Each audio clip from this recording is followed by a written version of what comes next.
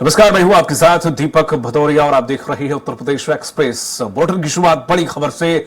लखनऊ से बड़ी खबर आ रही जहां पर अखिलेश यादव को बड़ा झटका लगा है। सपा के 3 विधायक हुए हैं, बाकी 3 विधायकों ने एक साथ सपा से इस्तीफा दे दिया है। राकेश सिंह, अभय सिंह, राकेश पांडे का इस्तीफा।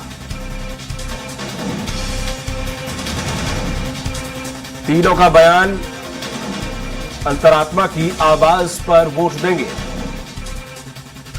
इस वक्त की बड़ी खबर में आपको बता रहे हैं, राकेश प्रताप सिंह और अभय सिंह एक गाड़ी से निकले। अभय और राकेश की गाड़ी पर राकेश पांडे भी। तीनों का बयान एक जैसा।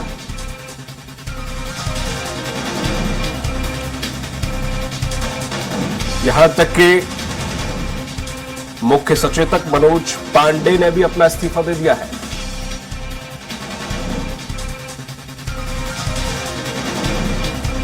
इस वक्त की बड़ी खबर में आपको बता रहे हैं, उत्तर प्रदेश के राजनीतिक गलियारों में एक बड़ी खबर निकल कर आ रही है। राकेश प्रताप सिंह और अभय सिंह एक साथ गाड़ी में निकले। 3 विधायकों का इस्तीफा एक साथ।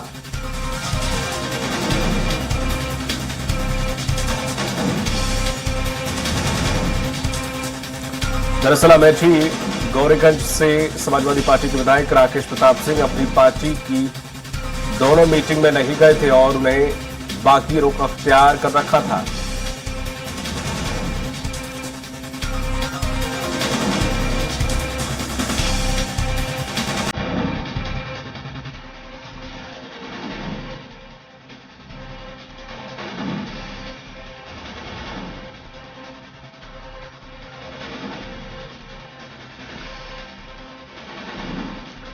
सपा पार्टी को बड़ा झटका लगा है। 3 विधायकों ने इस्तीफा दे दिया है, यह खबर निकल कर आ रही है।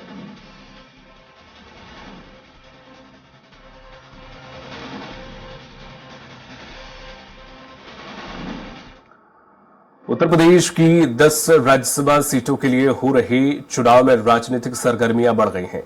इनमें से 9 सीटों को लेकर स्थिति स्पष्ट है, लेकिन 10वीं सीट पर सस्पेंस कायम है। समाजवादी पार्टी के यूपीए गठबंधन से लेकर बीजेपी के एनडीए गठबंधन तक पक्ष और विपक्ष दोनों ही इस सीट पर काबिज होना चाहते हैं। अभी देखना होगा कि कौन इस सीट को हासिल करने में कामयाब हो पाता है। चुनावी उठापटक के बीच कल सीएम योगी आदित्यनाथ एनडीए के सभी विधायकों को डिनर पर बुलाया था। एनडीए के सभी विधायक बीती रात लोक भवन में मुख्यमंत्री के डिनर में शामिल हुए। इस बीच राजा भैया ने बीजेपी के साथ जाने का ऐलान कर दिया।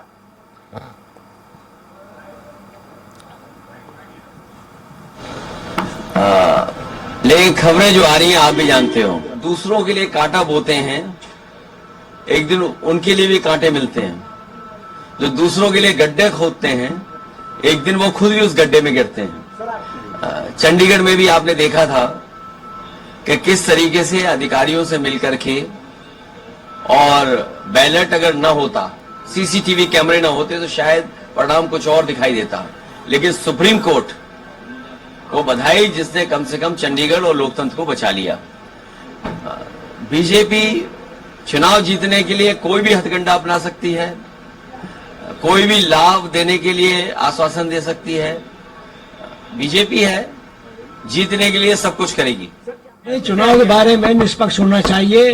लोकतंत्र तभी मजबूत होगा। सत्ता का दुरुपयोग जो लोग करेंगे वो लोकतंत्र के हितैषी नहीं। कहा अगर कोई धोखा देगा तो अपने हक में कांटे बोएगा। हाँ बिल्कुल, अखिलेश जी उत्तर प्रदेश के लिए देश के सबसे बड़े नेता हैं। जो भी धोखा देगा वो अपनों को धोखा देगा। तो धोखा किससे उम्मीद है? क्या नहीं, वो तो जो सत्ता का दुरुपयोग कर रहे हैं वो धोखा कर रहे हैं ना। आप लोगों को भी डर सता रहा है क्या? नहीं, कोई डर नहीं सता रहा। हमें सत्ता है, सत्ता का जो दुरुपयोग हो रहा है उससे मतलब। विधायकों का समर्थन आ रही है। विधायकों का समर्थन आशीर्वाद भारतीय जनता पार्टी के सभी प्रत्याशियों के साथ है। परिणाम बीजेपी के पक्ष में आ रहा है।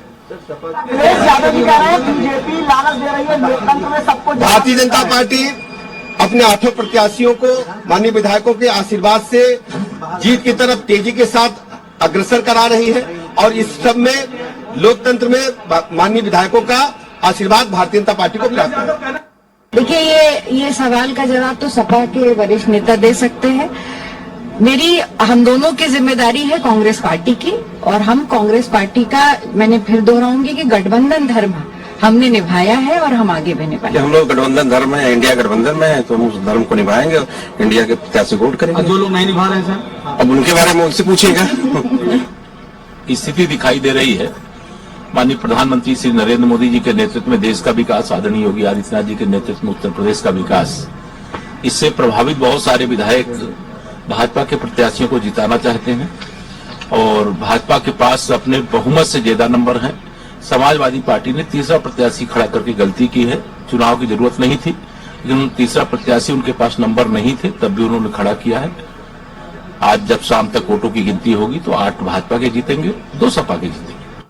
निश्चित रूप से मेरा जो 8वां कैंडिडेट है वो जीतेगा, चूंकि संख्या बल हमारे पास है, बहुमत हमारे पास है, सारे लगभग दल हमारे पास है।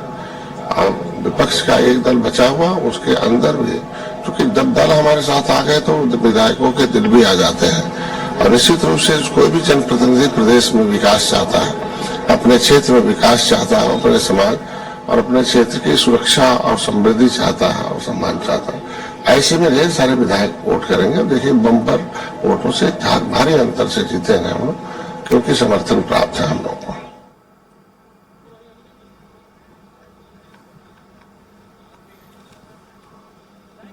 और अधिक जानकारी के साथ उत्तर प्रदेश संपादक राघवेंद्र त्रिपाठी जी हमारे साथ जुड़ गए हैं। राघवेंद्र जी, जिस तरह से जो ये स्टेटमेंट सामने निकल कर आ रहे थे, ये संकेत बहुत पहले ही मिल गए थे जो अब हो रहा है। कल मीटिंग में 10 विधायकों का नहीं पहुंचना, 8 विधायकों का नहीं पहुंचना, उसके बाद ये कहा जा रहा था साफ तौर पर कि 10 विधायक हो सकता है कि गेम चेंज यहां पर कर दे, अपना वोट उधर शिफ्ट कर दे। वही हुआ, कुछ लोगों ने इस्तीफा भी दे दिया है। यहां तक कि रात को भी कहा जा रहा है कि पल्लवी जी से भी उनकी काफी नोकझोंक हुई, फोन पर बातचीत में अखिलेश यादव की। तमाम तरह के समीकरण बनते दिखे, लेकिन यहां पे अब चीजें ऐसी दिख रही हैं कि सपा को बहुत बड़ा झटका लगने वाला है। जी बिल्कुल दीपक जी, देखिए जब यह चुनाव शुरू हुआ था उस समय आरएलडी समाजवादी पार्टी के साथ थी, लेकिन जब से आरएलडी ने एनडीए का साथ थामा है तब से समाजवादी पार्टी की दुश्वारियां बढ़ी हैं। और संख्या बल के लिहाज से देखें तो समाजवादी पार्टी का 2 प्रत्याशी तो जीत रहा है, तीसरे में भी संशय है। और इसी तरह भारतीय जनता पार्टी 7 प्रत्याशी पहले खड़ा किया था, 8वां प्रत्याशी बाद में संजय सेठ के रूप में खड़ा कर दिया। तो जाहिर है कि इसमें बिना जोड़ तोड़ के तो प्रत्याशी जीतेगा नहीं। इसमें भारतीय जनता पार्टी भारी बनती दिख रही है, भारी पड़ती दिख रही है, चूंकि उसके साथ समाजवादी पार्टी के 8 से अधिक विधायक आ चुके हैं। यही वजह है कि जो मुख्य सचेतक है मनोज पांडे, समाजवादी पार्टी के एमएलए हैं, उन्होंने अपने पद से इस्तीफा दे दिया। उन्होंने जिम्मेदारी ली है कि वह तोड़ फोड़ को नहीं बचा पाए, अपने विधायकों को एकजुट नहीं कर पाए हैं। तो सबसे बड़ी बात है कि यह चुनाव हार जीत तो अलग बात है, जिस तरह से इंडी गठबंधन बना था, इंडी गठबंधन में बिखरा हुआ, किसी तरह से अखिलेश यादव और कांग्रेस उत्तर प्रदेश में साथ आए, लेकिन जयंत चौधरी के जाने के बाद जो सपा का गणित था वह कहीं न कहीं बिगड़ा। और उसका खामियाजा यह है कि आज समाजवादी पार्टी के 8 से अधिक विधायक भारतीय जनता पार्टी के खेमे में नजर आ रहे हैं। उसमें से कई ऐसे विधायक हैं जो पीडीए की श्रेणी में नहीं आते हैं, क्योंकि अखिलेश यादव अपनी पार्टी में लगातार पीडीए का नारा दे रहे हैं, पिछड़ा दलित अल्पसंख्यक। उसमें जो सवर्ण विधायक है वह आज भारतीय जनता पार्टी के पाले में खड़ा नजर आ रहे हैं। अब आगे देखना होगा कि वह क्रॉस वोटिंग तो कर रहे हैं, लेकिन आने वाले दिनों में क्या विधानसभा की सदस्यता से भी इस्तीफा देंगे या नहीं देंगे। तो जो अभी तक रुझान दिख रही है, जो अभी तक कयास लगाया जा रहा है, उसमें साफ दिख रहा है कि समाजवादी पार्टी को सियासी रूप से बहुत बड़ा नुकसान हो रहा है। क्योंकि अनुशासन की बात करते करते जिन विधायकों ने दल बदला है, एक तरह से निष्ठा बदली है।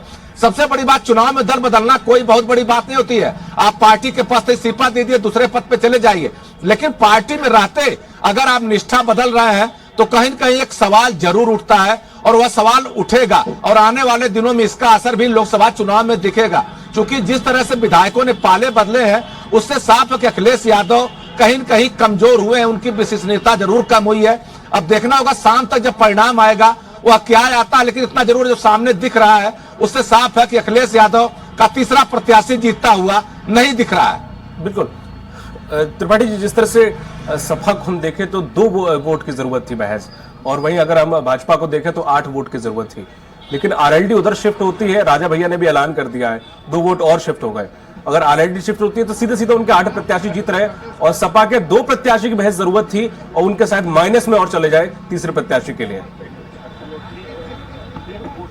देखिए दीपक जी, जब नामांकन हुआ था तब आरएलडी इनके साथ थी, तब संख्या बल केवल 1 वोट की कमी थी और माना जा रहा था कांग्रेस से गठबंधन होगा, वह वोट पूरा हो जाएगा क्योंकि कांग्रेस के 2 विधायक हैं। लेकिन समीकरण बदल गया, कांग्रेस तो गठबंधन में लेकिन आरएलडी गठबंधन में नहीं है। इसी तरह से बहुजन समाज पार्टी के एक विधायक उमा शंकर है, वो भी समाजवादी पार्टी के साथ नहीं है। अब देखना होगा कि भाजपा कोट करते हैं या एब्सेंट हो जाते हैं, ये तो अलग बात है। लेकिन इतना जरूर है कि जिस तरह से गणित बिगड़ा है इसका असर लोकसभा चुनाव पर भी पड़ने वाला है। केवल विधानसभा के अंदर वोटिंग में गणित नहीं बिगड़ा है, यह गणित लोकसभा के चुनाव तक जाएगा। और जिस तरह से भारतीय जनता पार्टी ने फील्डिंग की है, लोगों को अपने साथ जोड़ने की कोशिश की है, चाहे वह किसी भी लालच में सपा के विधायकों ने पार्टी छोड़ा है, अभी पार्टी में रहेंगे, उनकी सदस्यता नहीं जा रही है, लेकिन इतना जरूर उन्होंने निष्ठा जरूर बदल लिया है। और सबसे बड़ी बात, अमेठी जैसे क्षेत्र में जहां से राहुल गांधी आ रहे हैं, चुनाव लड़ने की कयास लगते हैं, वहां से 2 विधायकों का समाजवादी पार्टी का निष्ठा बदल देना सबसे बड़ा सवाल पैदा करता है कि 2024 का लोकसभा चुनाव होगा तो समाजवादी पार्टी कांग्रेस की मदद किस तरह से अमेठी में करेगी। और कांग्रेस के 2 विधायक हैं, वह तो समाजवादी पार्टी के साथ हैं। मोना तिवारी ने साफ कहा कि हम गठबंधन धर्म निभाएंगे, समाजवादी पार्टी के प्रत्याशी को वोट करेंगे। लेकिन सबसे बड़ा सवाल है कि जिस तरह से बात की जा रही थी, सभी लोग कसम खा रहे थे निष्ठा की, लेकिन निष्ठा तार तार हो रही है, कुछ निहत स्वार्थ के चलते और कुछ दबाव के चलते। अब देखना होगा कि कौन कौन से लोग हैं जिन्होंने निष्ठा बदली है, क्योंकि वोटिंग के बाद पता चलेगा वह कौन से लोग हैं जिन्होंने निष्ठा बदली है और भारतीय जनता पार्टी खेमे में जाकर खड़े हुए हैं। जी दीपक। बिल्कुल राघवेंद्र सर, जिस तरह से हम देखें सपा एक मजबूत विपक्ष है उत्तर प्रदेश के अंदर, वो ऐसा क्या हुआ कि सभी दल, चाहे वो आरएलडी हो, चाहे वो निषाद पार्टी हो, चाहे वो राजभर की पार्टी हो, सब चुंबक की तरफ बीजेपी की तरफ शिफ्ट होते जा रहे हैं। ये तो राज्यसभा चुनाव से सिर्फ एक प्रत्याशी के लिए जद्दोजहद थी, लेकिन आने वाला लोकसभा चुनाव एक बड़ा टास्क साबित हो जाएगा ऐसे सपा के लिए। देखिए दीपक जी, चुनाव भारतीय जनता पार्टी जब से चुनाव शुरू होता तब से चुनाव लड़ती है, चुनाव इसका प्रबंधन कभी खत्म नहीं होता। और उत्तर प्रदेश में भारतीय जनता पार्टी पिछले लोकसभा चुनाव में लगभग 50% वोट पाई थी, समाजवादी पार्टी 30% से कम वोट पाई थी। उस समय बसपा का गठबंधन भी था, अब बसपा अलग हो चुकी है। कांग्रेस से गठबंधन जरूर है, लेकिन कांग्रेस के पास कितने वोट हैं कांग्रेस कार्यकर्ताओं को खुद नहीं पता कि उनके पास किस बिरादरी के, किस जात के, किस संप्रदाय का वोट है। तो जो प्रत्याशी वो जान रहे हैं कि समाजवादी पार्टी के पास इस समय महज अल्पसंख्यक और यादव वोट बैंक है, उससे उनकी बैतरणी पार होने वाली नहीं है। यही वजह है कि भारतीय जनता पार्टी इस समय बड़ी जहाज है, उस पर लोग सवारी करना चाह रहे हैं। अगर भारतीय जनता पार्टी से टिकट मिलता है तो जीत की एक तरह से गारंटी है। तो इसी नाते समाजवादी पार्टी के हो या बसपा के लोग भारतीय जनता पार्टी में जा रहे हैं। और सबसे बड़ी ताज्जुब की बात है, पश्चिमी उत्तर प्रदेश के 3 सांसदों ने बसपा छोड़कर समाजवादी पार्टी का हाथ थामा, क्योंकि वो भी जानते हैं कि बसपा के पास वोट बैंक नहीं है। तो कुल मिलाकर हार जीत का गणित है, लोग अपना अपना नफा नुकसान देखते हैं। लेकिन जिस तरह से जीते हुए प्रत्याशियों ने चुनाव से पहले राज्यसभा में क्रॉस वोटिंग की है, वह सवाल जरूर पैदा करता है कि निष्ठा अब अपने व्यक्तिगत स्वार्थों तक सीमित है। कोई नेता, कोई व्यक्ति पार्टी के प्रति अब निष्ठावान नहीं रहता, जहां उसका फायदा होगा वहां वो जाएगा। यह चुनाव ने इससे साबित कर दिया है। बिल्कुल, राजा भैया ने जिस तरह से ऐलान किया है, जैसे आपने भी कहा था कि अगर वो ऐलान कर दिए तो मतलब वो उसी की तरफ जाएंगे, फिर तो राजा भैया ने भी वही ऐलान कर दिया। सबने साधने की कोशिश की, सबसे पहले सपाई उनके पास पहुंची थी। तो आखिर क्या वजह है कि राजा भैया भी उधर शिफ्ट हो गए? देखिए दीपक जी, राजा भैया सियासत के पुराने धुरंधर हैं, वह जानते हैं कब क्या करना है। और समाजवादी पार्टी से अखिलेश यादव से उनकी बहुत अच्छी दोस्ती नहीं रही है। पिछले विधानसभा चुनाव में समाजवादी पार्टी ने कुंडा से गुलशन यादव को टिकट दिया था और वहां पे अखिलेश यादव ने जब प्रचार किया था तो कुंडा में कुंडी लगाने की बात की थी। राजा भैया ने इसका जवाब दिया था, संयमित भाषा में जवाब दिया था। तो दोनों में मतभेद जरूर थे, लेकिन भारतीय जनता पार्टी सत्ता में है। और सबसे बड़ी बात है, राजा भैया हिंदुत्ववादी विचारधारा के हैं। राम मंदिर का निर्माण जब हो रहा था उसमें उन्होंने करोड़ों रुपया चंदा भी दिया था। वो लगातार हिंदुत्ववादी विचारधारा को सपोर्ट भी करते हैं। और ऐसे में अगर भारतीय जनता पार्टी के लोग उनसे संपर्क कर रहे हैं और उनका जो लोकतांत्रिक जनसत्ता दल है उसके 2 विधायक हैं, 2 वोट है, तो कहीं न कहीं भारतीय जनता पार्टी के साथ जाना कयास लग रहे थे। लेकिन अखिलेश यादव ने भी अपना फर्ज निभाया हुआ, जाके उनके नेताओं ने उनसे कहा। लेकिन राजा भैया ने कल रात को ही साफ कर दिया था कि वह भारतीय जनता पार्टी के साथ रहेंगे। क्योंकि इसके पहले जब राज्यसभा का चुनाव हुआ था तभी राजा भैया ने समाजवादी पार्टी का साथ छोड़ दिया था, क्योंकि अखिलेश यादव बहुजन समाजवादी पार्टी के प्रत्याशी को वोट देने की बात कर रहे थे। उनसे राजा भैया का 36 का आंकड़ा है, उन्होंने कहा हमारी दोस्ती अखिलेश यादव से हो सकती है, मायावती से नहीं है। इसी वजह से उस चुनाव में उन्होंने वोट नहीं किया था और इस चुनाव में भी उन्होंने साफ कर दिया तो भारतीय जनता पार्टी के साथ है, क्योंकि चुनाव में हर नेता अपना नफा नुकसान देखता है। राजा भैया सियासत के पुराने खिलाड़ी हैं, वो जानते हैं कि उनका फायदा कहाँ है और किसके साथ जाने में नुकसान होगा। अभी लोकसभा का चुनाव है, राजा भैया भी प्रतापगढ़, कौशाम्बी, फतेहपुर में अच्छी पकड़ रखते हैं। हो सकता है कि भारतीय जनता पार्टी ने उन्हें कुछ ऑफर किया हो, ये तो बाद में पता चलेगा, लेकिन इतना जरूर हो कि आज के चुनाव में राजा भैया भारतीय जनता पार्टी के साथ खड़े नजर आ रहे हैं। जी, तमाम महत्वपूर्ण जानकारी साझा करने के लिए बहुत बहुत शुक्रिया सर आपका। तो जिस तरह से राज्यसभा की 10 सीटों के लिए मतदान जारी है और ऐसे में अब जो खेल है वो काफी सपा के लिए बिगड़ता जा रहा है और जो वोट है वो शिफ्ट होता जा रहा है बीजेपी की तरफ। तो ऐसी उम्मीद है और जहां तक है आंकड़े यही बताते हैं कि बीजेपी के 8 प्रत्याशी जीत रहे हैं और सपा के सिर्फ 2 ही जीत पा रहे हैं।